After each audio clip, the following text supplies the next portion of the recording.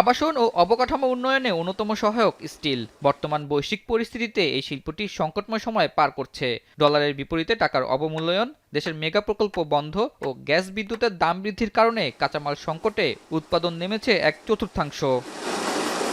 Still শিল্পের কাঁচামাল, chemical ও যন্ত্রাংশের 90%ই আমদানি নির্ভর। বর্তমান 1 টন 60 গ্রেডের এমএস রডের দাম মানভেদে বিক্রি হচ্ছে 80 থেকে 90 হাজার টাকা।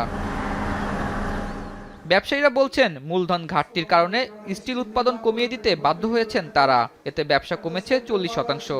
মঙ্গলবার বাংলাদেশ স্টিল ম্যানুফ্যাকচারার্স অ্যাসোসিয়েশন আয়োজিত এক সংবাদ সম্মেলনে এ তথ্য জানান ব্যবসায়ীরা।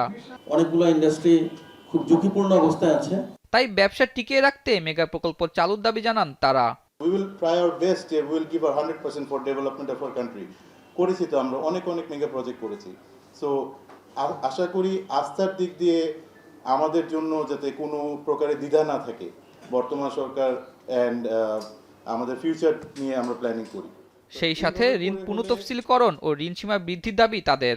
মূলধন ঘাটতির কারণে স্টিল উৎপাদনকারীগণ ব্যাংকের দায় পরিশোধে ব্যর্থ হচ্ছে, ফলশ্রুতিতে দায় ফোর্স লোন এ পরিণত হচ্ছে এবং উৎপাদনকারীগণকে ক্লাসিফাইড হওয়ার ঝুঁকিতে পড়তে হচ্ছে।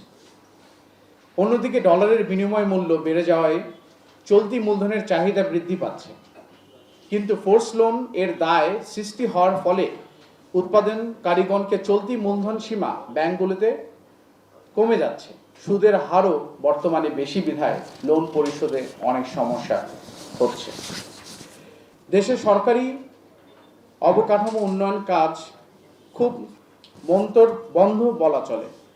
স্টিল সেক্টরে মারাত্মকভাবে যার কারণে ক্ষতিগ্রস্ত হচ্ছে। সমস্যা সমাধান না হলে এ খাতের অনেকেই ঋণখেলাপি হওয়ার আশঙ্কা রয়েছে বলে জানান ব্যবসায়ীরা। আতাউর নিয়ন, এখন, ঢাকা।